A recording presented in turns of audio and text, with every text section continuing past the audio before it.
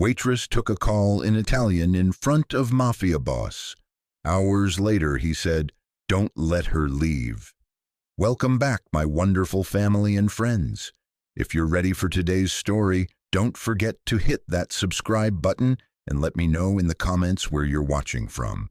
And trust me, you'll want to stick around, because tomorrow's story is just as powerful, and you won't want to miss it. The February rain hammered against the windows of Verona's fine dining, turning the city streets into rivers of silver. Beatrice Angelo rushed through the back kitchen entrance, her soaked white blouse clinging to her skin as if the storm outside had followed her inside. She was exactly 7 minutes late, a cardinal sin on a Friday night when the restaurant was fully booked and every second counted. Her hands trembled as she tied her apron, trying to push the cold from her body and the anxiety that always gripped her when she was running late. She had learned quickly in the past 3 years that punctuality was the only thing that mattered here. The staff was tight-knit, and the demands were high. Bee's heart pounded in her chest as she glanced at the clock. 7:17 p.m. She was already late, and the night had barely begun. Vincent, the floor manager, appeared beside her with unusual tension in his jaw. His normally composed face was tight, and there was an unfamiliar sense of urgency in his eyes.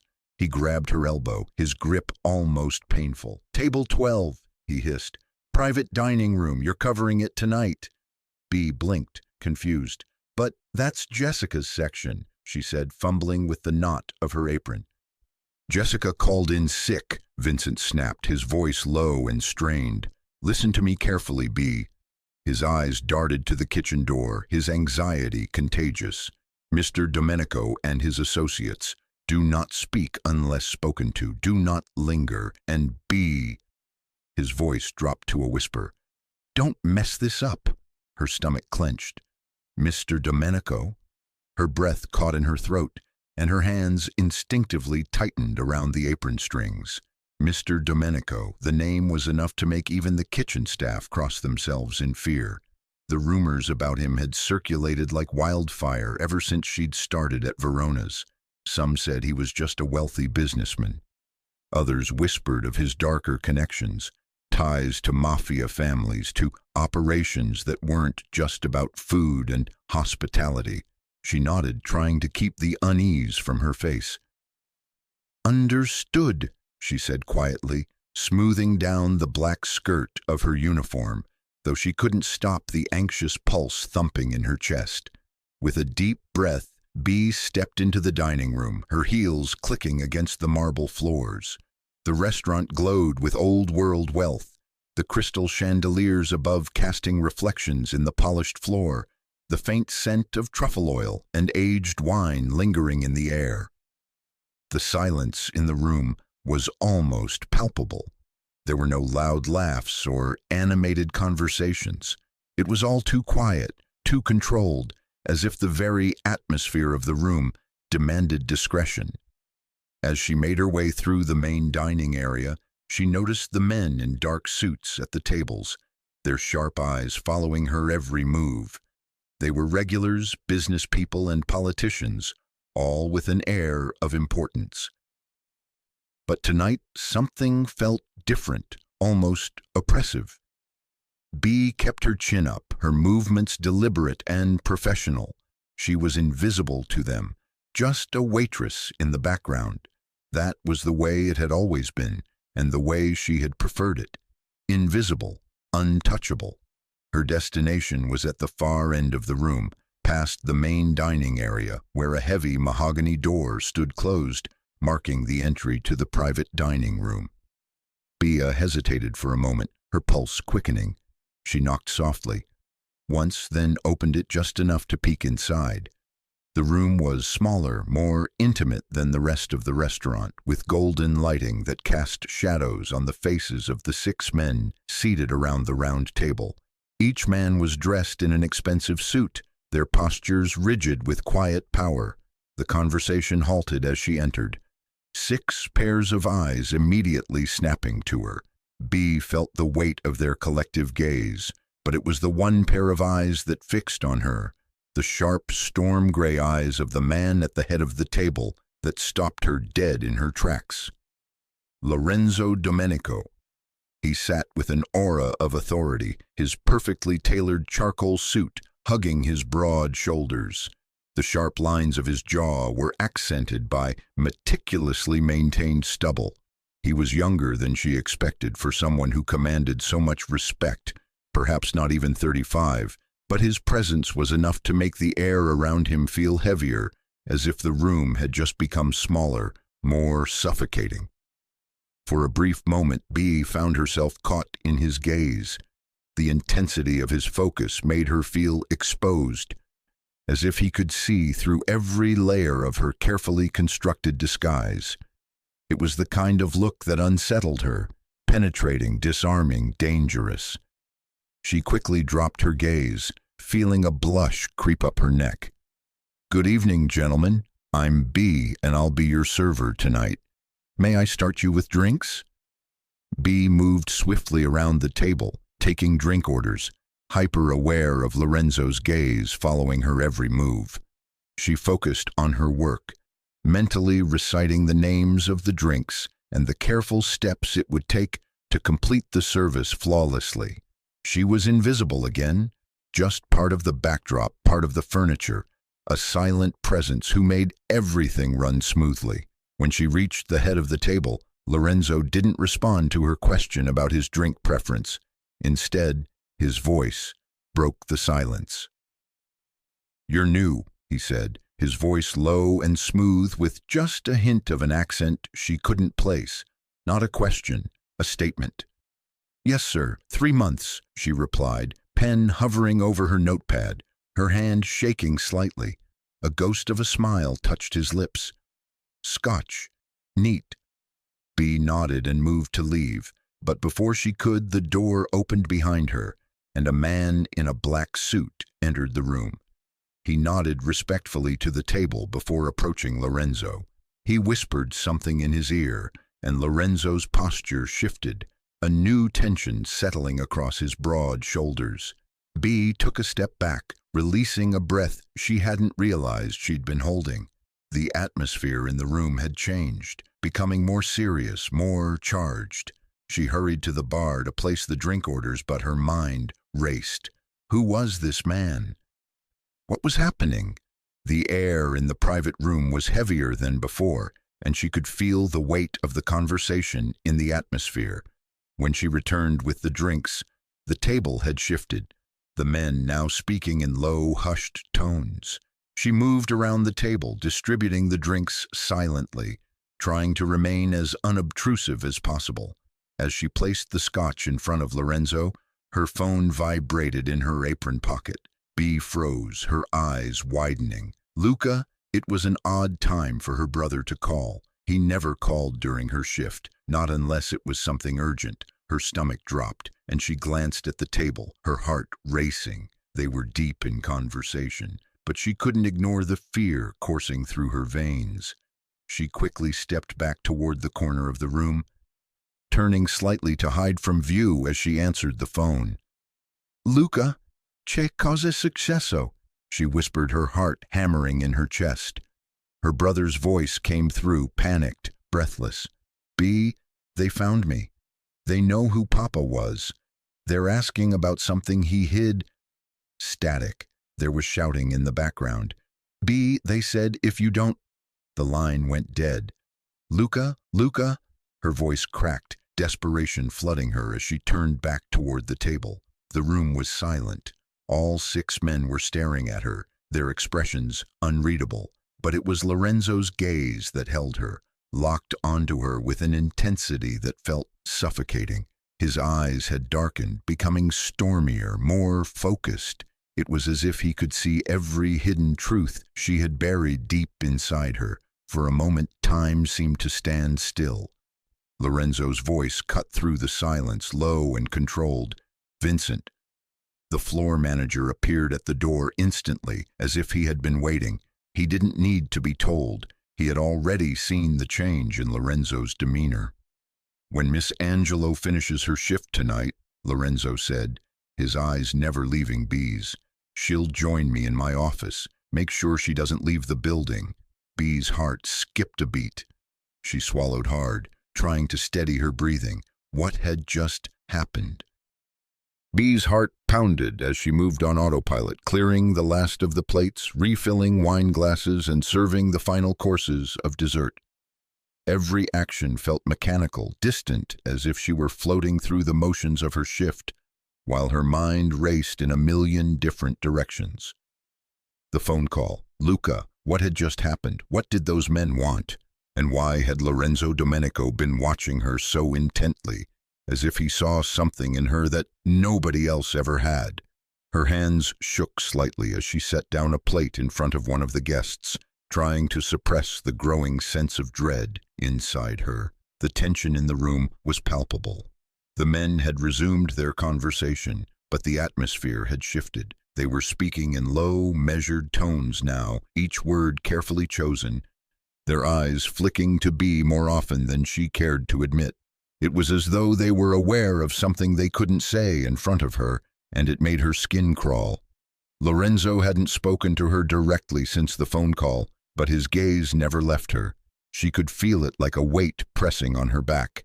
He was watching her every move, studying her in a way that made her feel exposed, like a specimen under a microscope. The realization hit her like a cold wave. He wasn't just observing her because of the call. No, Lorenzo was interested, and that was a problem. The evening stretched on in slow, agonizing minutes. Bee worked quickly, her movements automatic as she moved between the guests, trying to maintain her professionalism in a room full of dangerous, calculating men. Her mind, however, was elsewhere. She couldn't stop thinking about the phone call, Luca's frightened voice echoing in her head. The line had gone dead too soon, and she had been left with nothing but silence, and that terrible feeling of something closing in on her. Finally, around midnight, the men finished their meal and prepared to leave. Bee stood near the kitchen door, watching as they filed out, all except for Lorenzo. He remained seated at the head of the table, speaking quietly to a tall, intimidating man in a dark suit, a man she recognized as Lorenzo's head of security, Marco. Bee couldn't hear the conversation, but the tension in the air was thick enough to cut with a knife. Vincent, the floor manager, appeared beside her with his usual stiff composure, but tonight there was something different about him. His lips were tight, his hands fidgeting nervously. He looked at her and nodded toward the door. "He wants to see you now. Manager's office, but it's his office tonight." Bee's stomach dropped at the words. His office. It was not a request, it was a command. Vincent leaned in closer, his voice barely a whisper. "Be smart, Bee. Whatever he asks, answer honestly. Mr. Domenico doesn't like lies." Her mind raced. What could Lorenzo possibly want from her? Her heart was a wild drum in her chest as she nodded and followed Vincent down the corridor. She had walked these halls hundreds of times, but tonight they felt unfamiliar, narrower, darker, and more oppressive. She couldn't shake the feeling that something was about to happen, something she couldn't control. Vincent led her to a larger door at the end of the hall. Bee's feet felt like lead as they drew closer, her breath shallow in her chest. She had never been inside Lorenzo's office before. The thought of stepping into that room made her nerves spike. Vincent knocked once, then opened the door and gestured for her to enter alone. Bee's legs felt like water as she stepped inside. The room was everything she expected and more. A sleek, sophisticated space that radiated power.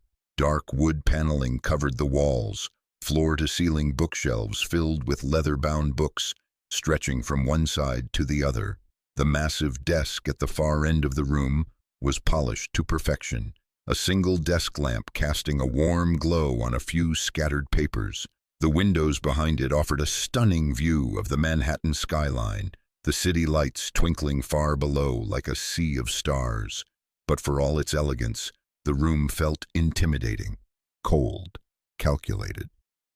Lorenzo stood by the window, his back to her, hands tucked casually into his pockets. He didn't turn when she entered, but Bea could feel his presence like a weight pressing down on her. She stood motionless, waiting, her heart racing. "Sit," he said quietly, his voice smooth but commanding. Bea's legs trembled as she made her way to the leather chair across from his desk.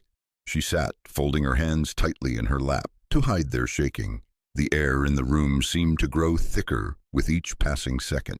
Lorenzo didn't speak right away. He remained facing the window, as if contemplating something, his silhouette sharp against the dim light outside. Finally he turned, moving to sit behind the desk. His expression was unreadable, his eyes dark, fixed on her with a steady, unblinking gaze. "You speak Sicilian dialect," he said, his voice almost a whisper, not a question, a statement. Bea's throat was dry. She nodded. "Yes," Lorenzo's gaze never wavered. "Native, not learned, not textbook." Bea's heartbeat quickened. The look in his eyes was intense, too intense. He wasn't just asking about her language skills. He was measuring her, trying to piece together something that had been hidden for far too long. "How long have you worked here?" he asked, his voice still soft, but with an edge that made Bea feel like she was under scrutiny. 3 years. "Almost," she replied, trying to keep her voice steady shy. "And in those 3 years, you've never missed a shift, never been late, never caused problems. You're good at your job because you work hard to be invisible." His words hung in the air, and Bea felt her pulse race. She knew exactly what he was implying. She wasn't here by accident. She had built her life in the shadows, hidden in plain sight. But why? Why had she been hiding from a man like him? And what was Lorenzo trying to find out? His eyes pinned her in place. "Why?" he asked, the question simple but laden with significance. Before Bea could respond, Lorenzo slid a photograph across the desk. Bea's breath caught in her throat as her eyes landed on the image. It was her. She was 12, maybe 13, standing beside her father in Sicily. She could feel the weight of the memory flood her in an instant. The photograph was taken outside a villa she recognized, the same villa her family had lived in before everything fell apart. Her father's arm was around her shoulders, his expression warm, protective. "This is you," Lorenzo said, his voice hardening. "Beatrice Constantino, daughter of Marco Constantino." His gaze never left her face. "My father's consigliere, the man who disappeared the same night my father was murdered." Bea's mind raced. The words hit her like a punch. She hadn't heard her real surname spoken aloud in 3 years. Constantino, the name she'd buried deep inside her, the name that connected her to everything she had run from. Her heart was pounding in her chest, and she struggled to find her voice. "You're Stefano Domenico's son," she whispered. Though it wasn't a question, it was the truth. The brutal truth she had been avoiding for years. Lorenzo's jaw tightened, and the atmosphere in the room shifted. There was no warmth, no pretense of friendliness. "You want to tell me, Beatrice, why you've been hiding in my restaurant for 3 years under a false name, and why someone in Sicily just threatened your brother about something your father hid?" The walls closed in on her. She could feel the weight of her past pressing down on her, threatening to consume her. For the first time since entering the room, Bea understood just how much danger she was in, how much she had underestimated Lorenzo. The silence between them stretched on, thick and suffocating. Finally, Bea spoke, her voice barely above a whisper. "I didn't want to be found." Bea's eyes stayed fixed on the photograph Lorenzo had placed on the desk, the image searing through her like a branding iron. There she was, just a girl, no older than 12, standing beside her father. The bright sun cast shadows over the villa they had once called home, her father's arm wrapped around her shoulders, offering protection and warmth. A simpler time, a time before everything fell apart. Her heart pounded in her chest, and she felt an unshakable sense of vertigo, as though the ground beneath her were shifting. Constantino, The name she had spent years burying, hiding, had just been spoken aloud by a man whose eyes now held her captive. She hadn't heard her real surname in 3 years, not since she fled Sicily with her mother, leaving behind a life drenched in blood and betrayal. The silence stretched between them, thick and suffocating, and Bea found herself fighting the weight of her own thoughts. She swallowed hard, her throat tight. She had never imagined this moment would come, never imagined that she'd be sitting across from him, the son of the man who had shaped her world, and the world she had run from. Lorenzo's sharp gaze never left her face. His expression unreadable, but there was a flicker of something that made the room feel colder. Bea took a steadying breath, trying to pull herself together. This was it, the moment she had been avoiding. She couldn't keep running, not anymore. She clenched her fists, her nails digging into her palms as she finally spoke, her voice low, tinged with the weight of everything she had carried for so long. "My father was murdered 12 years ago," she said, the words leaving her lips like stones. He died trying to protect my mother and me. After that, we fled Sicily. My mother—" She paused, the words sticking in her throat. "She died 2 years ago. A heart attack. I've been running ever since." Her mind flashed back to the days when she and her mother had packed their lives into a single suitcase, fleeing the only home they had ever known. The nights spent on the road, in cheap motels, never staying anywhere too long. The constant fear, the looking over her shoulder, always running. Bea's eyes drifted to the window where the city lights of Manhattan flickered in the distance, so far away from the villa in Sicily. She'd tried to start over here. She thought New York could be her fresh start, her escape from the past. But that night, everything had come crashing down. She continued, her voice quivering slightly. "I've been hiding, working here under my mother's maiden name, Angelo. I send money to my grandmother in Sicily. She's raising my brother, Luca. I couldn't let him get pulled into all of this." She didn't mention the ledger, not yet. That was still a secret she had yet to understand fully. A part of her father's legacy that had been hidden away from her for years. Lorenzo remained silent, but the weight of his gaze grew heavier, his face unreadable. Bea could feel the intensity of his stare, his mind piecing together the fragments of her story, trying to figure out how her past connected to his. After a long pause, Lorenzo spoke, his voice low and steady. "My father was assassinated when I was 21, he said, his eyes narrowing slightly as if the memory still stung. "A car bomb outside a restaurant in Palermo, the same night your father disappeared." His jaw clenched. "For 12 years I believed your father betrayed mine, that he worked with the men who killed him." Bea's stomach twisted at the thought, but she didn't flinch. The story she had been told her whole life was the same one everyone else believed. Her father had been a traitor, but now she was starting to wonder. What if her father hadn't betrayed Stefano Domenico? What if the truth was more complicated than she had ever imagined? "Everyone said your father sold mine out for money," Lorenzo continued, his voice cold, "that he fled to avoid retribution." Bea felt a wave of guilt wash over her. "That's not true," she whispered, her voice barely audible. She couldn't bring herself to look him in the eyes. Her father had been loyal to a fault. He had tried to protect Stefano Domenico even when everyone else had turned their back on him. But the betrayal was still a part of the story. It was something Bea had carried with her, a secret that had never been hers to tell. Lorenzo didn't respond right away. Instead, he reached into his pocket and pulled out his phone, the screen lighting up as he tapped a few keys. Bea's heart skipped a beat as he slid it across the desk toward her. "Would you like to hear what your brother said again?" he asked quietly, his voice devoid of emotion. Bea's hands trembled as she picked up the phone. Her breath caught in her throat as she heard Luca's panicked voice on the recording. "They know who Papa was. They're asking about the ledger. Bea, where did he hide the ledger?" The word ledger hit Bea like ice water, freezing her in place. Her mind flashed to the leather journal her father had left her before he died, the journal that contained the hidden records of his life, his deals, his loyalties. the journal that had been passed down to her when everything else was taken away.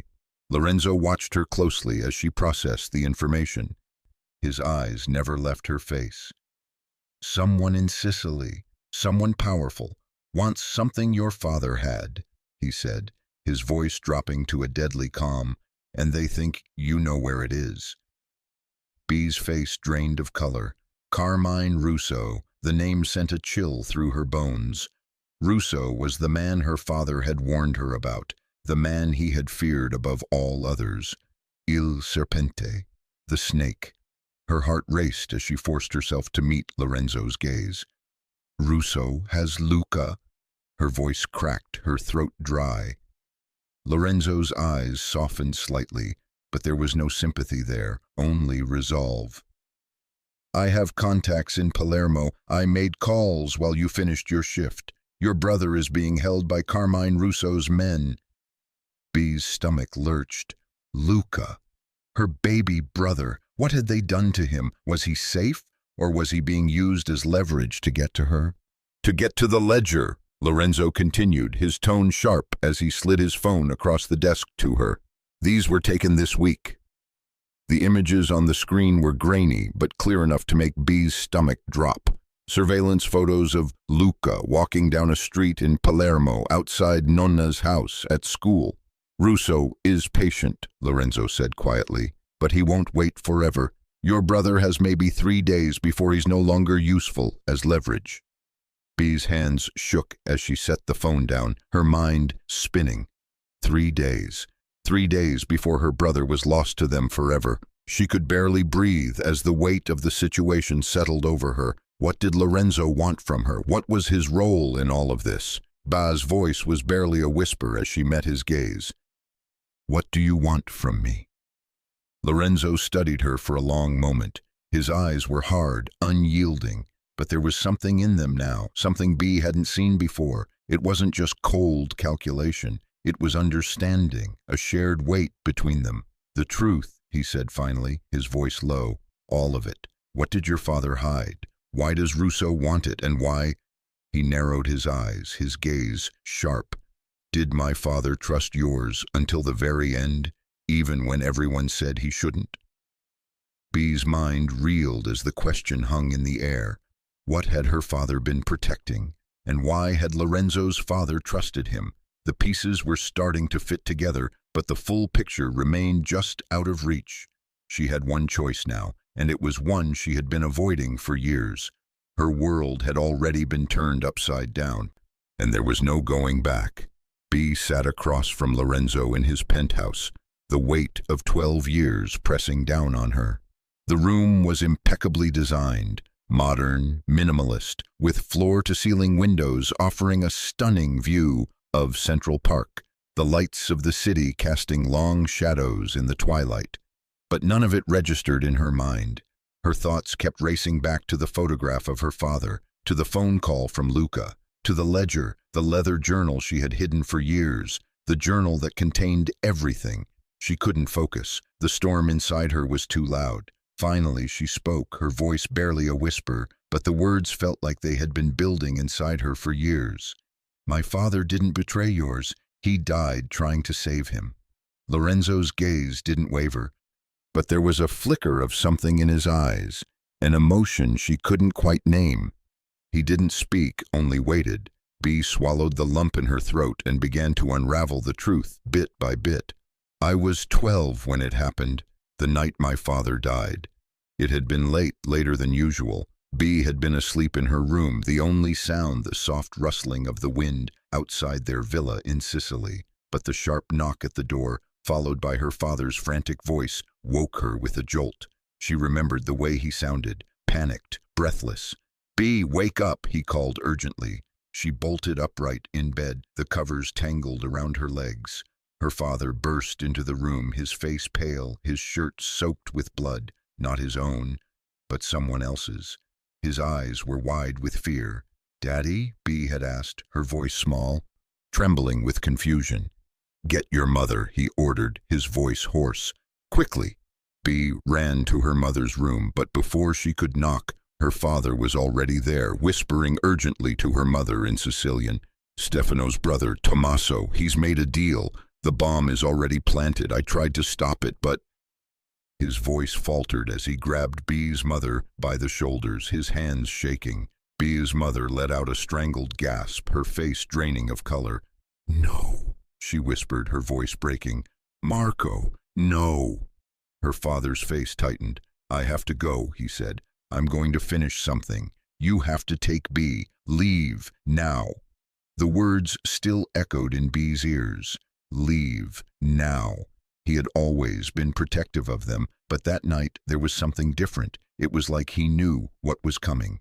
In that moment, her father pressed something into B's hands. It was small, leather-bound, and smooth to the touch. It wasn't a book, not in the way she knew books, but something more personal. He pushed it into her arms with a final, desperate look. "Keep this safe. Tell no one.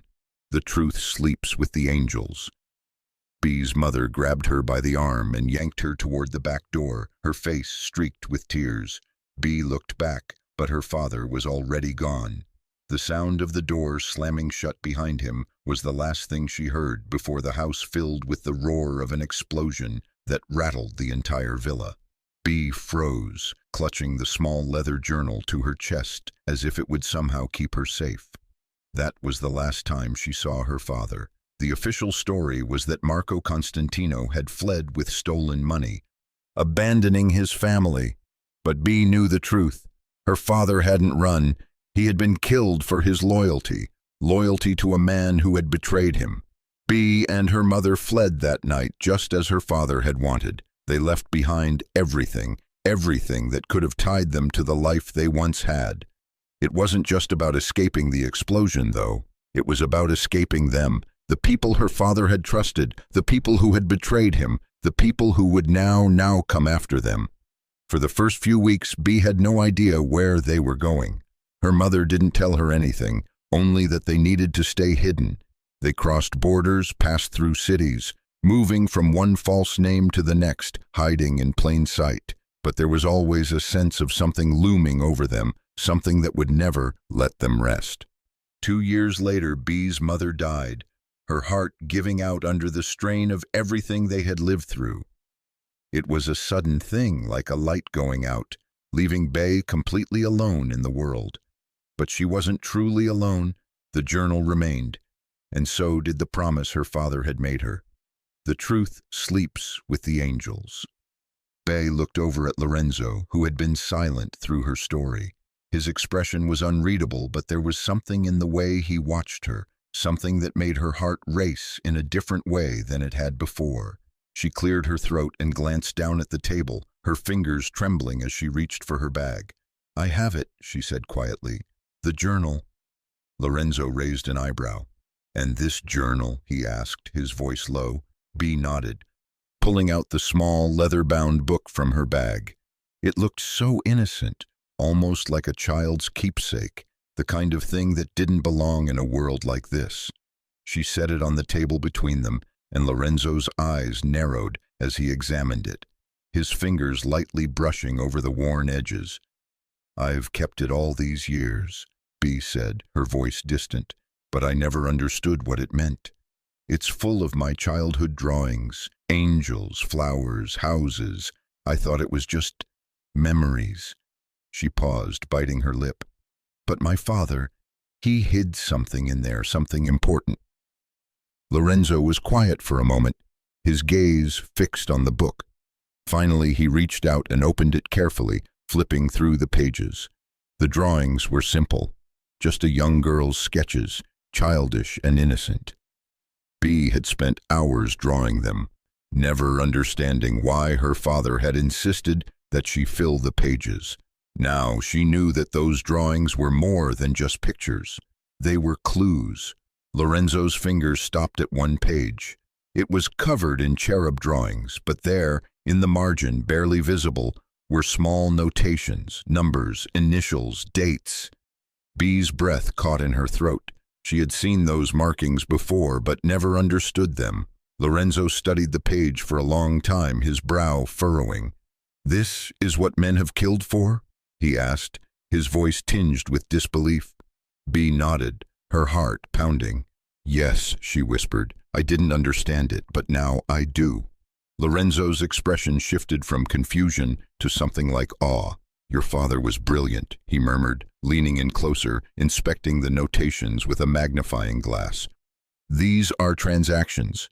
Dates, amounts, initials. His voice trailed off as he absorbed the significance of the markings. This is 12 years of records.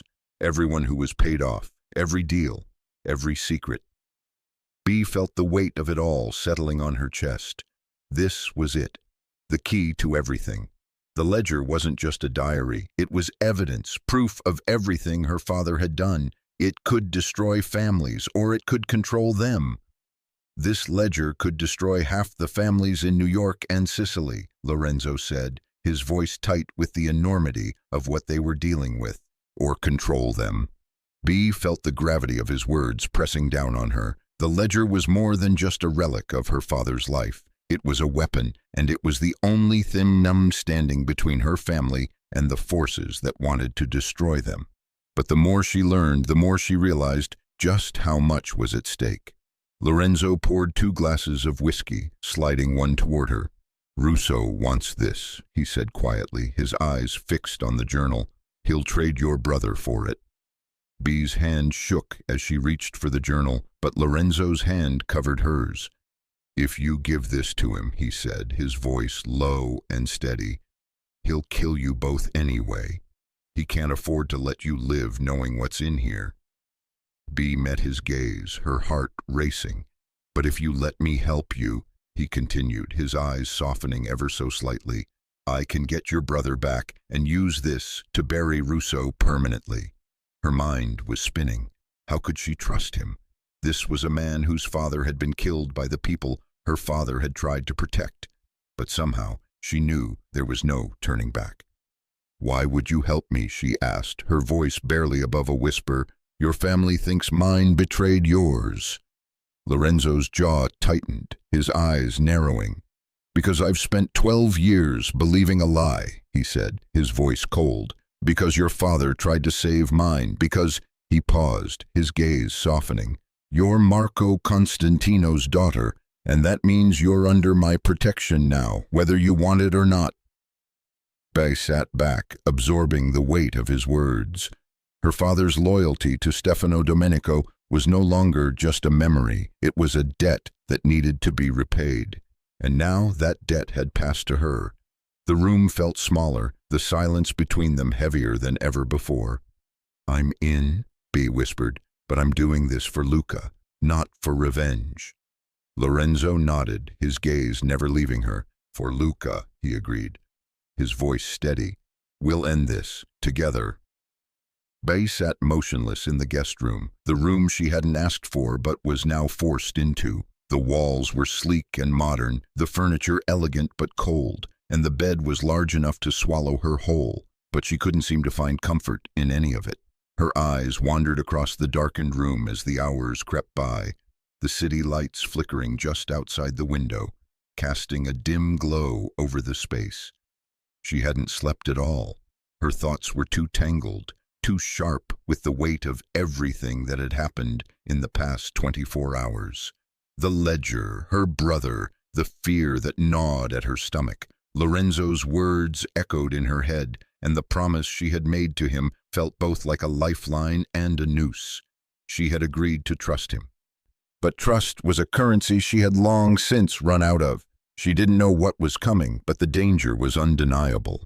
Every moment felt like a countdown, ticking closer to something terrible, and she had no idea how she was supposed to survive it. She sat up, her legs dangling over the side of the bed, her thoughts clouded by the uncertainty of it all. She couldn't shake the feeling that the very world she had walked into was closing in on her. There was a knock at the door. She turned her head sharply, surprised that anyone would come for her this early, especially after the tension of the night. The door opened slowly, revealing a woman standing in the threshold. Julia. The woman exuded authority even in the dim light of the hallway, her sharp eyes scanning the room before they settled on Bea. In her 40s, Julia's appearance was composed, military even. Her short-cropped hair framed her face with an air of control, and she carried herself like someone who had seen far more of the world than Bea could ever imagine. "I brought you coffee," Julia said, her voice low and steady, betraying nothing. Bea's throat was dry, but she nodded and took the coffee gratefully. She hadn't realized how much she needed it until she had it in her hands. As she brought the mug to her lips, Julia stepped inside, closing the door quietly behind her. The sound of it shutting seemed to amplify the silence that hung between them. Julia didn't sit, just stood by the window, arms folded across her chest, her eyes narrowing as she looked at Bea. Bea didn't know how to start, but she had a sense that Julia wasn't here just for pleasantries. "Lorenzo's been different since Sophia died," Julia said finally, breaking the silence. "Colder. You should know he's not doing this out of kindness. He wants the ledger and revenge on whoever killed his father. Don't mistake protection for affection." Bea felt the words settle into her chest, heavy and oppressive. She had known that Lorenzo wasn't helping her out of pure compassion, but hearing it from Julia made it feel all the more real. The idea of Lorenzo's affection being something calculated, driven by vengeance, left an unsettling taste in her mouth. Sophia, the name lingered in the room, and Bea's curiosity bubbled to the surface despite herself. "You're not the first woman in his life," Julia continued, her voice lowering. "His wife, Sophia, died 3 years ago in a car bombing. It was meant for him." Bea's heart skipped. Sophia had been Lorenzo's wife. That's why he seemed so guarded, so distant. Sophia's death, the same year Bea fled to New York. The pieces began to click into place. Lorenzo had lost someone he loved, someone who had been caught in the crossfire of his dangerous life. Bea's stomach twisted at the thought. She wasn't sure why, but she felt a strange connection to Sophia's memory, even if it was just in the way Lorenzo spoke of her, when he spoke of her at all. But there was no room for sympathy, not now. "I didn't ask for this life," Bea said softly, her eyes locking with Julia's. "I didn't ask for any of it." Julia tilted her head slightly, as if contemplating Bea's words. "No one does," she replied. "But here you are." There was something resolute in Julia's gaze, something that didn't soften with Bea's admission. It was clear she had seen countless people come and go through Lorenzo's world. People who hadn't asked for their roles, who had been swept in by circumstances far beyond their control. "Get ready, Lorenzo's got a plan." Julia's voice snapped Bea from her thoughts. "He'll explain everything when the others arrive." The moment Lorenzo entered the room, the air seemed to grow heavier. Julia stepped aside, allowing him to move past her with the grace of someone who was accustomed to giving orders, to being obeyed. Bea couldn't help but notice the tiredness in his eyes, something deeper than just the exhaustion of their situation, the loss of Sophia, the weight of his father's murder. It all seemed to hang over him like an unseen shroud, but one that had already begun to shift, to move. Lorenzo wasted no time, the usual air of calm precision settling around him like a suit of armor. "I've called my inner circle together," he said, his voice businesslike, eyes never leaving Bea's face. "This is how we're going to handle things from here." Julia stepped forward, taking her usual place next to Lorenzo as he sat at the sleek wooden table. Marco, Lorenzo's head of security, and 2 other trusted men, both tall and broad-shouldered, moved to stand beside him. Bea felt the intensity of the room. This wasn't just a discussion. It was a battle plan. Lorenzo slid a map of Sicily across the table. "Russo has Luca, and we're not waiting for him to make the next move. I've made arrangements to contact him. The exchange will happen in Sicily. I'll give him a copy of the ledger, altered just enough so that he doesn't notice immediately. By the time he realizes, we'll have Luca, and we'll be gone." Bea's mind raced. She didn't trust Russo. She didn't trust anyone in this world. And she didn't trust Lorenzo, not completely. "He'll come after us," Bea said, her voice hard, the words spoken without thinking. Lorenzo's smile was cold, almost amused. "Let him try," he said simply. "We're prepared." The realization hit her like a slap. Prepared. Prepared for war. Bea had never seen a man move with so much calculated grace before. Lorenzo wasn't just about to give up the ledger, he was going to use it to destroy Russo. Her stomach churned. "I want you with me," Lorenzo said, turning his full attention on Bea. His gray eyes were unyielding. "I'm not leaving you behind. You have the skills we need, and you'll be with me every step of the way." Bea hesitated. She hadn't asked for this, but what choice did she have now? Hours later, Bea stood at the edge of Lorenzo's private jet, staring at the sleek metal of the plane as the engines hummed. A new phone, a new passport, her real name, Beatrice Constantino. A weapon. She hadn't touched a gun in years, but the weight of it felt familiar. It wasn't the weapon that bothered her, it was the fact that she had to use it again. Lorenzo's men, dressed in black tactical gear, were loading the plane, checking their weapons, making sure everything was in place. The tension in the air was palpable. This wasn't a business trip, this was a mission. "Do you know how to use this?" Lorenzo's voice cut through her thoughts. She looked at him, her hand tightening around the handle of the weapon. "My father taught me," she replied, checking the safety with practiced ease.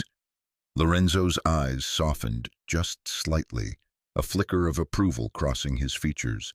"I'm glad you remember." They didn't speak much more as the jet took off, soaring over the lights of the city. Bea's thoughts drifted back to the past, to her father's lessons, how he'd taught her how to shoot before she could read, how he'd made her memorize phrases and codes, preparing her for a world she had never wanted to enter. As the jet cut through the night sky, Bea felt a sense of resignation settle over her. She was in this now. No turning back. Mid-flight, Lorenzo's phone buzzed, and he answered it with a sharp command. His expression darkened as he listened, and Bea could feel the shift in the room. He hung up the phone and turned to face her. "My uncle has resurfaced," Lorenzo said, his voice low, each word heavy with meaning. "Tommaso Domenico. He's been in Argentina for 12 years. Now he's offering to help. Says he knows where Russo is holding your brother." Bea's blood ran cold. She knew that name, that voice, the man who had killed her father. "Don't trust him," Bea said urgently, her voice trembling. "Lorenzo, your uncle. He's the one who planted the bomb. My father tried to stop him. That's why." Lorenzo's eyes turned to ice. "I know," he said quietly, his tone flat. "I've known for 3 years. This call, it's the confirmation. He's working with Russo. They want us both in Sicily." He leaned forward, his gaze never leaving Bea's. "So we're going to give them exactly what they want." The plane descended through the thick clouds, its engines humming softly against the weight of the coming night. Bea sat rigid in her seat, staring out the window as the golden light of dusk bathed the city of Palermo below. The streets, narrow and winding, were framed by the soft glow of the setting sun, casting long shadows that seemed to stretch across the ancient city. It was beautiful, and it was deadly. Bea's heart beat faster as the plane neared the runway. This place, this city, was a part of her blood, a part of her past that she could never truly escape. It was a place that held memories she had fought so hard to bury. And now she was back, not as a daughter returning home, but as a pawn in a deadly game between two powerful men. When the plane touched down, it felt like the final step in a journey she had never wanted to make. She had been running for so long, running from the legacy of her father, from the family that had brought nothing but pain. And now here she was, walking straight into the heart of it all. Lorenzo's voice cut through the silence as the plane taxied to a stop. "We'll get through this, Beatrice," he said, his tone calm but laced with an unmistakable edge of determination. "Stay close to me and trust me." Bea gave him a brief nod, not trusting herself to speak. The air in the cabin felt thick with tension, and for the first time in days, Bea could feel the weight of her decision pressing down on her chest. She had chosen this. She had chosen to stay. But as the door opened and she stepped onto the tarmac, she wasn't sure if that decision would be her salvation or her undoing. Lorenzo's safe house sat in the hills overlooking Palermo, a centuries-old villa that looked as though it had been there long before the city itself. Bea had never seen it before, but something about the place was oddly familiar. It was a place where power and history had merged, where secrets had been kept for generations. The stone walls, weathered and worn by time, seemed to carry the weight of untold stories. It was elegant, yes, but it was also fortified, a place built for protection. They drove up a narrow, winding road, the car's headlights cutting through the darkening landscape. The villa emerged from the shadows, its imposing presence a reminder of what lay behind its walls. Bea couldn't help but notice the armed guards posted around the perimeter, their eyes scanning the darkness. This was no ordinary house. It was a fortress. Inside, the atmosphere was calm but tense. The air was cool, and the scent of an aged wood mixed with the faintest trace of cigar smoke. Bea moved through the villa, her senses heightened as she took in her surroundings. Every inch of the space had been carefully curated, every corner designed to exude power and control. But despite the opulence, there was something colder about the place, something that reminded Bea that nothing about this world was truly safe. Lorenzo led her through the hallways to a small sitting area. There, sitting by the fireplace, was Bea's grandmother, Nonna. The sight of her nearly took Bea's breath away. Nonna was frail, her once vibrant eyes now clouded with age, but they were still sharp, still full of life. Bea's heart twisted at the sight of her, at the realization of just how much time had passed since she last saw her. Nonna looked up as they entered, and for a moment there was nothing but silence between them. Then, without a word, Nonna's gaze flickered to Lorenzo, who stood back, allowing Bea to approach. "Piccolina," Nonna said softly, using the familiar term of endearment. Her voice was hoarse, but there was a warmth there that made Bea's chest tighten. "You brought the storm with you." Bea knelt beside her grandmother, taking her hand gently. "Nonna," she whispered, her voice cracking, "I'm so sorry." Nonna looked at Lorenzo, her sharp eyes assessing him with a mixture of curiosity and caution. "He has his father's eyes," she said slowly, her voice carrying the weight of experience. "And his uncle's ruthlessness. Be careful which one wins." Lorenzo's face remained impassive, but Bea saw the flicker of something in his eyes, a brief flash of emotion that disappeared as quickly as it had appeared. Nonna's gaze shifted back to Bea. "Luca?" she asked, her voice steady but tinged with concern. Bea nodded, swallowing hard. "He was taken 3 days ago," she said quietly. "Russo's men come by every day asking about the ledger, about what Papa hid." Nonna's face hardened, and for the first time Bea saw the weight of the situation in her grandmother's eyes. "They've known for years," Nonna said. "They'll stop at nothing to find it." Bea squeezed her grandmother's hand. "We'll get him back, Nonna, I promise." Later that evening, Lorenzo gathered his inner circle in one of the villa's private rooms. Julia, his head of security, was there, as well as Marco and 2 other trusted men, each of them silent but alert. Lorenzo didn't waste time. He slid a set of coordinates across the table. "We'll contact Russo," Lorenzo said, his voice calm, measured. "We'll arrange an exchange in Sicily. He'll want the ledger. He'll want to make the trade for Luca."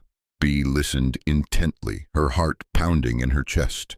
"But we're not giving him the real ledger," Lorenzo continued, his eyes meeting Bea's. "We'll give him a copy, altered just enough that he won't notice immediately. By the time he realizes, we'll have Luca and we'll be gone." Bea's eyes widened. "He'll come after us," she said, her voice sharp. "He'll never stop." Lorenzo's smile was cold, unyielding. "Let him try," he said simply, as though it were the most inevitable thing in the world. Bea felt the weight of his words. It was a dangerous game they were playing. But she had already made her choice. As the plan continued to unfold, Lorenzo provided the resources needed for the mission. Private jets, contacts in Italian law enforcement, safe houses across Europe. He handed Bea a new phone, a new passport, her real name, Beatrice Constantino. "You'll need this," he said, his voice low as he slid the items across the table. Bea took the phone and the passport, feeling the gravity of her situation settle over her. She wasn't just here to help Luca. She was in it now, all of it. She didn't belong to herself anymore. Lorenzo reached into a drawer and pulled out a weapon, placing it in front of her. "Do you know how to use this?" he asked, his gaze steady. Bea looked at the gun for a moment, then nodded slowly. "My father taught me," she said, her voice flat, devoid of emotion. Lorenzo's eyes softened slightly, a brief flicker of something like approval crossing his face, but it was gone before Bea could decipher it. That night they boarded the private jet. The engines hummed as the plane cut through the darkness, flying toward Sicily. Bea leaned back in her seat, trying to steady her racing thoughts. The adrenaline was still coursing through her veins, making it hard to focus, but she couldn't afford to let her guard down. As the plane ascended, Lorenzo sat beside her, his attention focused on his phone. He had been quiet since the meeting, but Bea could feel the tension rolling off him. Finally, he glanced at her. "Tell me about your father," he said, his voice quiet but insistent. Bea hesitated, then slowly began to speak. "He was always preparing me," she said softly. "Even when I was a little girl, he taught me things, how to shoot, how to protect myself. He knew even then that one day this would happen, that we would have to run, that I would have to survive." She paused, looking out the window at the sprawling darkness below. "He didn't want me to be a part of all of this, but he had no choice.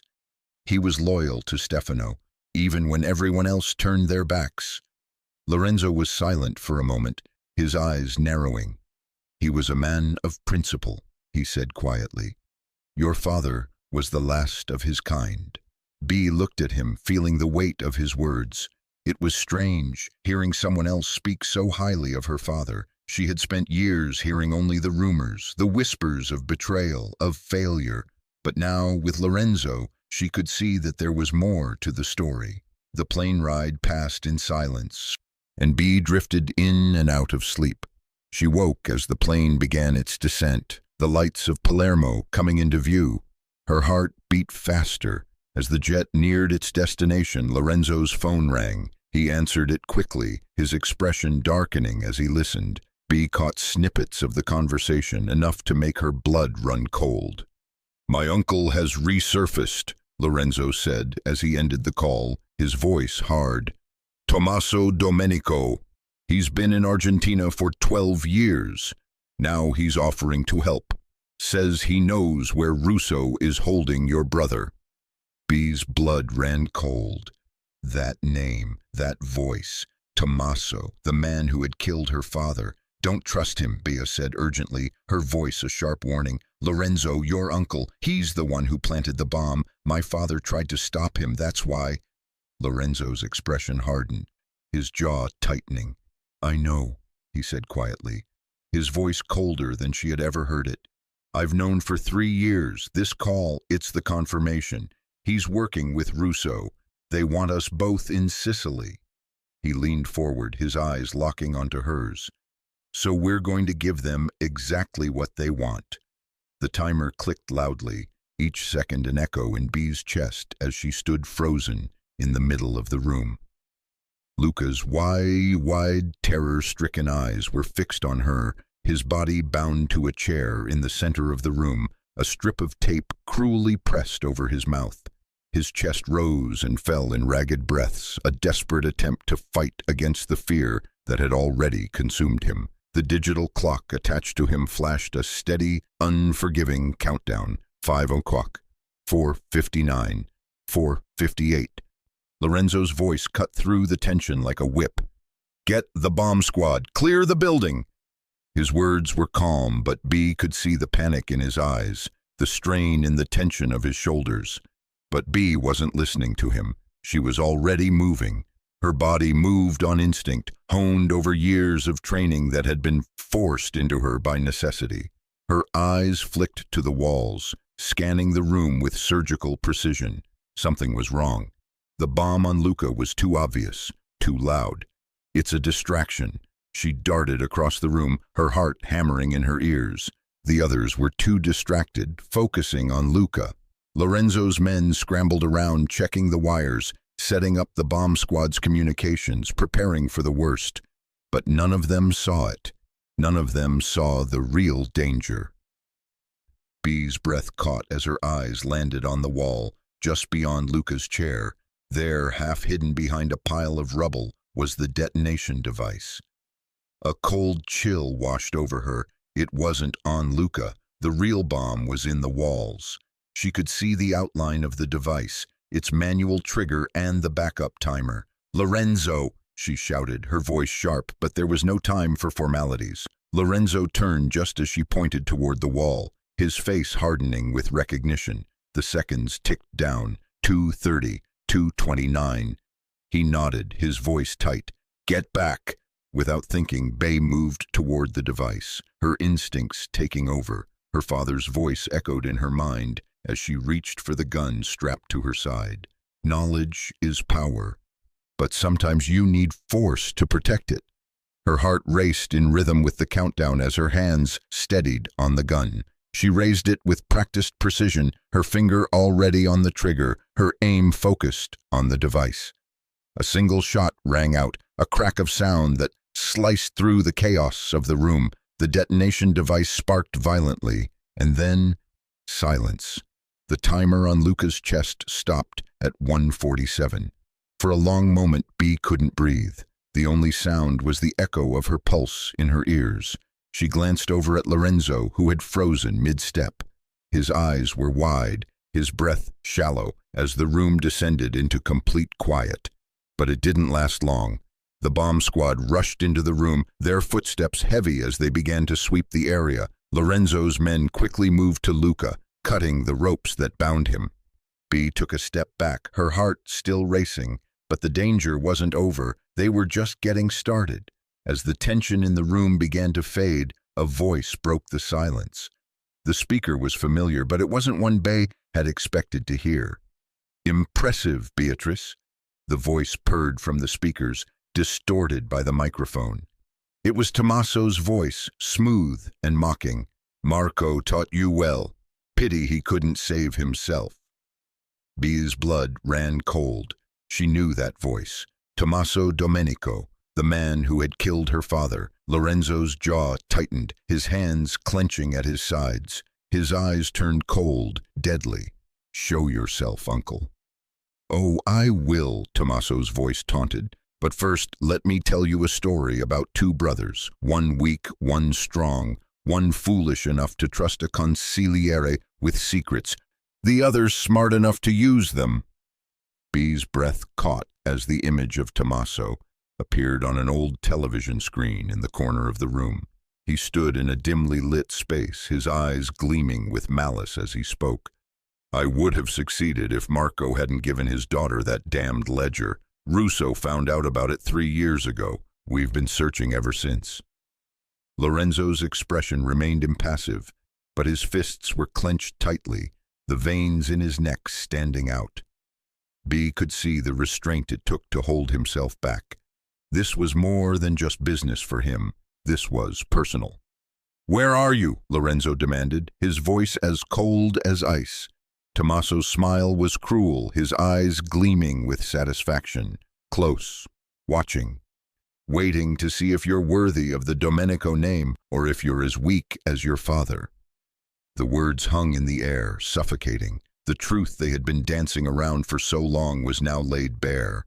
Tommaso was the one who had planned Stefano Domenico's assassination. He was the one who had killed her father. Marco Constantino's loyalty had cost him his life. And now Tommaso was using the ledger to manipulate them both, pulling them into his web of lies and treachery. Bea's heart hammered in her chest. She had to stop him. But how? Lorenzo's face was pale, his eyes dark as he processed the confession. B could see the fury boiling beneath the surface, the weight of everything crashing down on him, but he didn't let it show. His mind was already moving forward, thinking 3 steps ahead, calculating their next move. "Julia," B said urgently, her voice trembling. She had realized what Tommaso was doing. Lorenzo's face went even paler as the truth sank in. He grabbed his phone, trying to dial, but there was no signal. It was jammed. He cursed under his breath, signaling his men to move. "We're leaving. Now!" They rushed out of the building, Luca still shaken but unharmed, and piled into the waiting cars. The city of Palermo loomed ahead, but the calm facade that Bea had tried to hold on to was slipping away. Lorenzo was no longer the man in control. He was being forced to play by Tommaso's rules, and every second felt like they were losing ground. Lorenzo's phone buzzed, and his hand was already reaching for it. His expression tightened as he listened, his eyes darkening. B could hear the faint crackle of Julia's voice through the receiver. "They're here," Julia said, her voice strained. "We're holding them off, but—" The line cut. The silence that followed was suffocating. "We have to get to the safe house," Lorenzo said, his voice sharp. He turned to Bea. "Stay with me. Whatever happens, we go in together." The drive back to the safe house felt like a lifetime. The tension inside the car was thick, suffocating. Bea's mind raced with thoughts of Luca, of Tommaso, of what was waiting for them, but nothing could prepare her for what they would find when they arrived. As they pulled up to the safe house, the sight that greeted them was one B could never forget. The house was under siege. Russo's men were everywhere, taking positions in the hills, rifles trained on the house. Smoke rose from the east wing, where the guards had already been pinned down. Lorenzo's eyes met B's, the silent communication passing between them. This was the moment. The ledger, the key to everything, was inside. If Russo got it, there would be no stopping him. Lorenzo didn't hesitate. He grabbed his phone again, but the lines were still jammed. He turned to his men and signaled for them to make their move. "The ledger's inside," he said, his voice low and commanding. "If they get it—" B checked the gun in her lap, feeling the cold weight of it. "Then we go in," she said, her voice firm. Lorenzo's gaze locked onto hers, his lips curling into a fierce, proud smile. Together. Lorenzo and Bea entered the villa through a hidden tunnel, its dark, narrow confines a stark contrast to the chaotic world above. The air was thick with the stench of dust and sweat. The only sound, the echo of their footsteps reverberating off the stone walls. The tunnel was a contingency, Lorenzo's backup plan in case things went south. And they had. They emerged into the villa's grand hallway, a scene of utter destruction. Broken furniture littered the floor, splintered wood and shards of glass, creating a brutal landscape. The walls, once pristine, now bore the marks of a fierce firefight, bullet holes, scorch marks, and jagged gashes where furniture had been thrown aside in the chaos. 2 of Lorenzo's men, bloodied but alive, were huddled behind the remnants of an overturned table. Their eyes flicked toward him as he entered, a mixture of respect and urgency flashing across their faces. "Stay here, keep your position," Lorenzo commanded, his voice steady despite the tension in the air. "Get Julia out of here if things go wrong." B's stomach tightened. Julia, Lorenzo's head of security, had been with him for years, a woman of iron resolve. She was the last line of defense, and she had already paid a price. B could see the blood stain on her shoulder as she appeared from the shadows. Julia was still standing, still fighting. "Everything's in place," Julia said, her voice a little strained but still sharp as ever. "The ledger is locked up, but we're running out of time." Before B could respond, there was an explosion, a deafening blast that shook the very foundation of the villa. The sound of shattering wood, of crumbling walls, echoed through the hall. Dust filled the air, and B instinctively ducked, covering her face with her hands. The explosion had come from the study. B's heart stopped. Lorenzo's expression darkened as he turned toward the source of the blast. His jaw clenched. "Russo's men are inside," he growled. "They're coming for everything." In an instant, the villa was transformed into a battlefield. Lorenzo's men moved swiftly, taking positions at strategic points as the gunfire erupted again, sharp and fast, as the first wave of Russo's forces pushed through the front door. B could hear their shouts, the metallic sound of weapons being cocked, the sound of boots hitting the marble floors. Lorenzo was already moving, his body fluid and precise, giving orders with the ease of someone who had seen this type of chaos before. His men scattered into the hallways, engaging Russo's forces in a brutal firefight. The sound of gunshots echoed throughout the villa, a relentless soundtrack to the violence that unfolded. B didn't hesitate. She stayed with Julia, who was already setting up a barricade, her hand clutching the gun in her good arm. Her shoulder was bleeding, but she refused to leave the fight. "The ledger's safe," Julia said, her voice low and steady despite the blood dripping from her wound. She didn't flinch as she adjusted her aim, her eyes never leaving the door. "Locked vault behind the bookshelf. Only Lorenzo has the code." B nodded, her heart racing. The vault. It was the key to everything. They had to protect it. Another explosion shook the villa, and then the study door flew off its hinges. The sound was deafening, the splintering wood crashing to the floor. B's eyes went wide as the dust settled, revealing the silhouette of a man standing in the doorway, the man who had been pulling the strings from the shadows, the one who had orchestrated Marco Constantino's murder, the one who had used B's brother as leverage. His cold eyes were locked on her as he stepped forward, flanked by 3 armed men. "Beatrice Constantino," Russo said, his voice like ice. "You look like your father. He died bravely, you know, pointlessly, but bravely." His eyes flicked to the gun in her hand, and then to the men surrounding her. "Give me the ledger and I'll let you live," Russo continued, his lips curling into a cruel smile. "I'll even let the boy go." B's gut twisted. She could feel the weight of the gun in her hand, her finger itching to pull the trigger. She wasn't afraid of him. She wasn't afraid of any of them, but something in his voice, in the way he spoke, made the situation feel even more dangerous than it already was. "You're lying," B said, her voice steady though her heart was pounding in her chest. "You won't let us go." "Probably," Russo shrugged nonchalantly, his eyes flickering with amusement. "But what choice do you have?" The tension in the room grew thick as Russo's men tightened their grip on their guns, watching every move B made.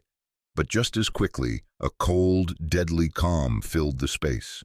Lorenzo appeared in the doorway, his own gun aimed straight at Russo's chest, his voice steady as he spoke. "You're surrounded, Carmine," he said, his voice sharp and commanding. "My men control the perimeter. Your escape routes are cut off. Put down your weapons." Russo let out a short laugh, his cold eyes never leaving Lorenzo's. "You think this is about escape?" he asked, his tone dripping with mockery. "This is about legacy, boy. Your father stole what was mine. Marco Constantino stole my secrets, and you—" He turned to Bea, his eyes dark with contempt. "You're the last witness to what really happened that night." Bea's breath caught in her throat as Russo's words sank in. The truth was finally coming out. Her father hadn't betrayed Stefano Domenico. He had been the one to try and stop it all. Her heart pounded in her chest as the realization hit her. Marco tried to save him. Russo didn't give them a chance to respond. Instead, he continued, his voice cold and filled with malice. "I was partners with Tommaso from the beginning. Stefano discovered we were siphoning money, planning to take over both families. Marco found proof, the ledger. Your father tried to stop us. Marco tried to save him. They both failed." B could see Lorenzo's hands clench into fists at the mention of his father. His eyes flickered with the pain of old wounds, but his focus remained razor-sharp. "But you didn't get the ledger," Lorenzo said quietly, his voice steady but laced with cold fury. "No," Russo said with a bitter smile. "Marco hid it too well. He gave it to his daughter, disguised as children's drawings. Brilliant, really. I've spent 12 years searching for the ledger, for the power it holds, and now I'm done searching. Russo's gun swung toward Ba, the barrel gleaming in the dim light. Bee's hands trembled, but her resolve was hardening. She had the ledger, the real ledger, and she would not let him take it, not after everything her father had done to protect it. Lorenzo stepped forward, placing himself between Bea and Russo, his eyes hardening as he spoke. "You want the ledger?" Lorenzo said, his voice calm but filled with lethal intent. "Take me instead. Let her go. Let them all go." Bee's heart stopped. Her stomach churned at the offer, but her body didn't move. She wouldn't let Lorenzo sacrifice himself, not for her. Russo's eyes flickered, calculating, but there was no hesitation in his voice. "Noble. Stupid, but noble. Like your father." He turned to his men, nodding sharply. "Kill them both." Before Russo's men could raise their guns, Bea acted. She pulled the ledger from the hidden compartment in the vault, the real one, the only one that mattered. She held it high in the air, her voice firm. "This is what you want, right?" she called out, her voice steady as she stepped back toward the window. "Every transaction, every secret. 12 years of dirt on every family from here to New York." Bee's grip tightened around the journal, and her gaze locked onto Russo's, unflinching. "You shoot us, and this goes into the fire. Or worse, I mail it to the FBI." For a brief moment, time seemed to stand still. Russo hesitated, his eyes flickering with doubt. That was all Lorenzo needed. Lorenzo fired first, his shot ringing out, precise and deadly. The force of the bullet knocked Russo's gun from his hand, and his men scrambled in confusion. The standoff erupted into chaos, with gunfire and shouting filling the room. Lorenzo's men stormed into the study, their weapons raised as they took control of the situation. Bee stood frozen for a moment, watching as Russo crumpled to the floor, his life ending in a blood-spattered mess. But it wasn't over yet. Tommaso appeared from the shadows, his face twisted with rage as he lunged toward Bea, his hands outstretched, desperate to grab the ledger. Lorenzo intercepted him in a flash, the two men facing each other with guns drawn. The air crackled with tension. "You should have been mine," Tommaso hissed, his voice low with venom. "I could have made you strong." Lorenzo's expression was cold, unreadable. "You made me an orphan," he said, his words like ice. With a flash of movement, Tommaso lunged, but Lorenzo didn't hesitate. The shot rang out, and Tommaso fell to the ground, his body twitching as he breathed his last breath. The silence that followed was deafening. Bee slowly approached Lorenzo, her hands trembling as she took his hand. She didn't speak. Words seemed insufficient in the wake of everything that had just happened. "It's over," she whispered. Lorenzo stood motionless, his face unreadable. For the first time since she met him, his eyes weren't cold. They were filled with grief, relief, and something else, something Bee couldn't quite name. But for the first time she felt a flicker of hope. The storm they had weathered together had passed, and in its wake, something new had begun. Together they had defeated the demons of their past, and now all that remained was the truth. 3 weeks had passed since the storm of blood and betrayal that had consumed their lives. Now Bea stood at the massive window of Lorenzo's penthouse, watching as the first snow of the season drifted down over Central Park. The snowflakes were delicate, floating in the cold air, covering the city in a blanket of white, softening the harsh edges of the world below. It was beautiful, peaceful even, but Bea felt the quiet tension in the air around her. The storm was over, but the silence after the chaos was a new kind of weight, the kind that reminded her of everything they had lost and everything they had gained. Behind her, the penthouse was still as grand as ever. The sleek, minimalist decor and floor-to-ceiling windows that framed the city were untouched by the turmoil that had come before. Lorenzo's empire, the very one her father had helped build and then almost destroyed, was now hers to navigate, for better or worse. She heard the soft click of a door opening and felt the presence before she turned. Lorenzo stepped into the room carrying 2 glasses of wine, his eyes watching her with a calm, almost introspective look. He had changed over the last few weeks. The hard edge that had once marked every conversation between them had softened. He was quieter now, more at ease in his own space, but something else lingered behind his gaze. "Wine?" he asked, his voice low, inviting. Bea nodded and took the glass he offered, letting the cool liquid slide over her tongue. She didn't speak immediately. There was a stillness to the moment that felt like the calm before another storm. Lorenzo's eyes followed her movements, his lips curling into a faint smile as he settled beside her, leaning against the railing that framed the room. They both stared out over the city, watching as the snowflakes fell and disappeared into the ground. But Bea's mind wasn't on the snow or the view.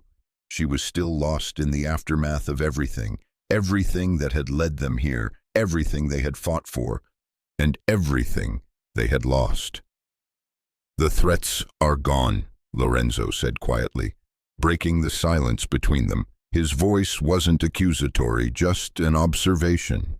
"Russo's family surrendered after his death, absorbed into my organization. Tommaso's confession was handed over to the authorities, and his networks have been dismantled." Bea took a deep breath and nodded, absorbing the weight of his words. Russo's empire, which had threatened her family, had crumbled. But it wasn't the destruction that Bea felt. It was the hollow echo of the violence that had paved the way for it. "And Luca," she said, her voice thick with emotion. "He's safe, with Nonna in Sicily." Lorenzo's gaze softened, his jaw tight as he nodded. "He's safe, yes. He's already enrolled to attend university in New York next year. I'll make sure he's protected, Bea. He won't have to live in the shadows anymore." Bea closed her eyes for a moment, imagining her brother far away from the danger, finally having a chance at a life of his own. She had always carried the weight of his safety, but now she felt a sense of relief she hadn't known in years. For the first time in a long while, there was hope on the horizon, but the relief didn't last. Not yet. Julia, Lorenzo's head of security, had recovered from the bullet wound to her shoulder and was still standing watch over the villa, the safe houses, and everything Lorenzo had built. She came by often, checking in with updates, but today she brought something more than reports. She was sitting in the kitchen when Bea entered, a rare smile playing at the corners of her lips. Julia's eyes were sharp, calculating, but there was a warmth to her expression that Bea hadn't seen before. "You saved us all in that villa," Julia said, as Bea poured herself a cup of coffee, setting it down in front of her. "Lorenzo knows it, so do I." Bea raised her eyebrows, uncertain of how to respond. "It wasn't just me," she said, but Julia shook her head, her expression serious. "Yes, it was. You're not just another Sophia, someone caught in his world. You're part of it, by choice." Bea froze, her hand stilling on the coffee cup. The words hit her harder than she expected. Part of it. She had tried to separate herself from everything, to stay hidden in the background. But the truth was, she had made a choice, just as much as Lorenzo had. She had stepped into this world, accepted the danger, and chosen her place within it. "I didn't ask for this," Bea whispered, the weight of her own admission settling over her like a heavy fog. Julia nodded, as if she had expected Bea's response. "None of us did," she said, her voice steady, "but it's what we've got now, and you're stronger than you think, stronger than you even know." Lorenzo entered the room, his presence immediate, his energy filling the space as he moved toward Bea. He held 2 glasses of wine, his eyes never leaving her face. There was something softer in them now, something more vulnerable, but it was fleeting, disappearing just as quickly as it appeared. He handed her a glass, the dark liquid shimmering in the light. "Luca's safe, Nonna's provided for, The threats are gone. You could leave, Bay, go to university like you planned, have a normal life. I'd make sure you're protected. Set up however you want." The words hit B with the force of a freight train. It wasn't the idea of leaving. It was the realization that it wasn't just about what she wanted. It was about what he wanted. She looked at him, her heart racing, and then slowly turned to face him. "Is that what you want?" she asked quietly. Lorenzo's expression softened, the hardness in his eyes receding. He didn't speak immediately, his gaze flicking away briefly as if he were sorting through his own thoughts. When he spoke again, his voice was raw, stripped of the calm facade he so often wore. "No," he said, his voice barely above a whisper, "but it's what you deserve.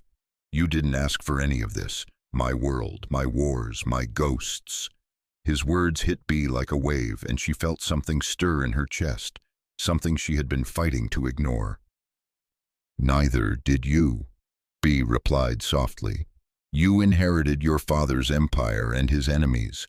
I inherited my father's secrets and his loyalty. We're more alike than you think."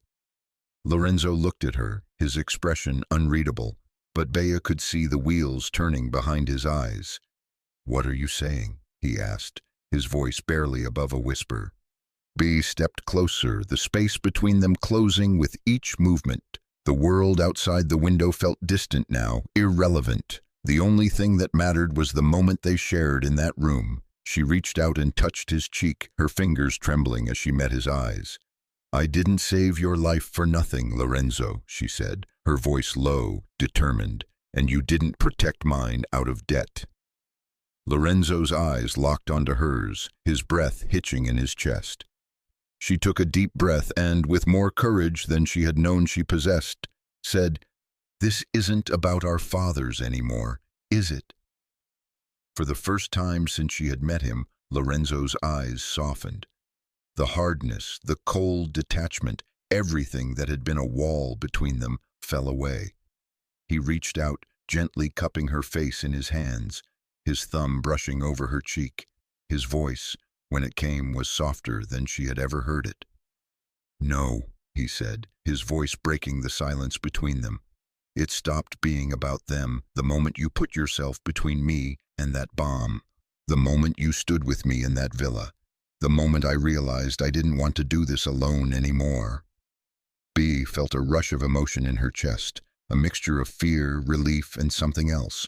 Love? She wasn't sure yet, but she knew that she had crossed a threshold.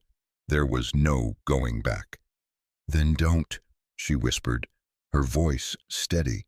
"I'm not asking for normal, Lorenzo. I'm asking to stay with you, in this world, as your partner." Lorenzo's smile, real, warm, full of promise, transformed his face. He stepped forward, wrapping his arms around her, pulling her close. "Partners," he agreed, his voice thick with emotion. Then, with a quieter tone, he added, "and maybe, eventually, more than that." The kiss was slow, deliberate, and certain, each movement a promise, a declaration. The world outside, the city, the empire, they all faded as Bea let herself be consumed by the warmth of his embrace, by the certainty that, for once, they had found something real. 6 months later, Bea stood in the quiet of Lorenzo's penthouse, looking out over Central Park. Snow had fallen, soft and slow, covering the ground in a blanket of peace. Below, the city was bustling, alive with the promise of the future. But above it all, Bea felt something she had never known before: peace, true peace. Luca had arrived in New York, enrolling at NYU under Lorenzo's protection. He had found a place in this world, just as Bea had. Lorenzo had taken him under his wing, mentoring him in both the legitimate and illegitimate sides of the family business. Bea watched them together, the bond between them solidifying every day. A year later, news broke. Tommaso Domenico had been found dead in federal custody, an apparent suicide. Lorenzo's empire expanded, absorbing Tommaso's former allies, and the name Domenico was spoken with respect and fear again. And then, 2 years later, Bea stood in Sicily. The ceremony was small, intimate, just family. She wore a simple white dress and her mother's gold cross. Lorenzo placed a ring on her finger, his mother's ring, white gold with a single diamond.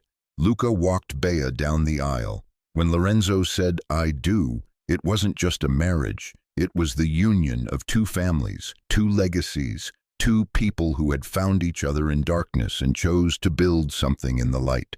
Back in Manhattan, in the quiet of their penthouse, Lorenzo joined Bea at the window. The city stretched before them, their empire, their home. "Any regrets?" he asked, his voice soft.